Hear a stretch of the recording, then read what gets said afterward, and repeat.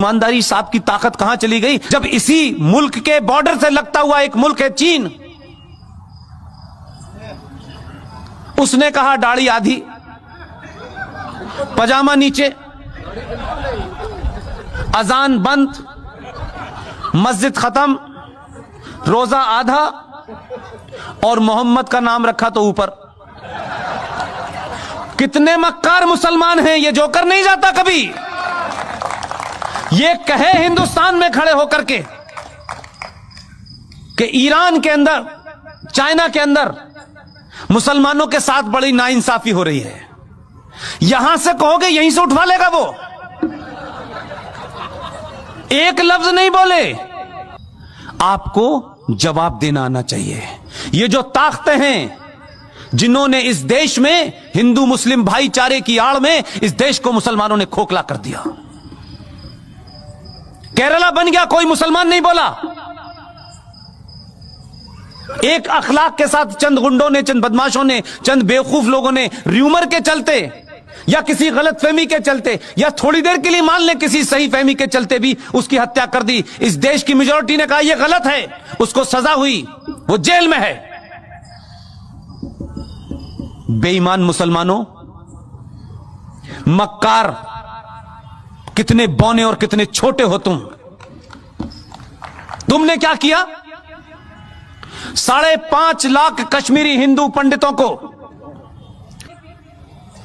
जहां मुसलमानों का राज था, आपने उनकी पूजा पद्धति के कारण मस्जिदों और कुरान का सहारा लिया। 5.5 लाख कश्मीरी हिंदू पंडितों को अपनी ही धरती से मार के भगा दिया।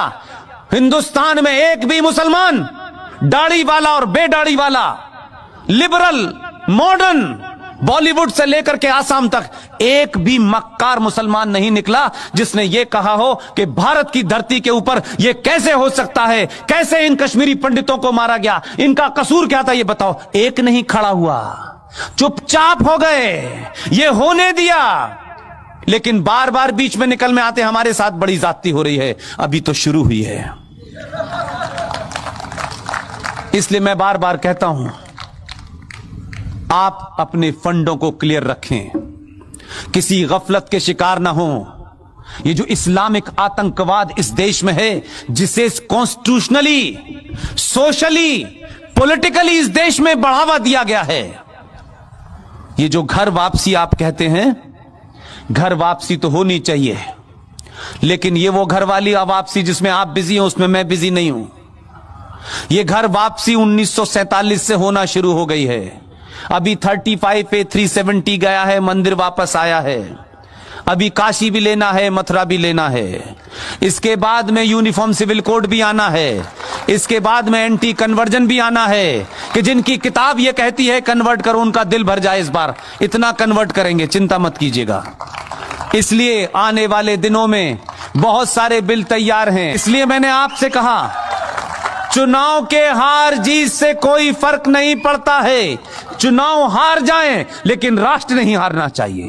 आप सब लोगों ने मेरी बातचीत सुनी और आखिर में सिर्फ इतना ही कहता हूं, सनातन के परिवार का हाथ पकड़ लीजिए, दुनिया में किसी के पैर छूने की हिम्मत जरूरत नहीं पड़ेगी।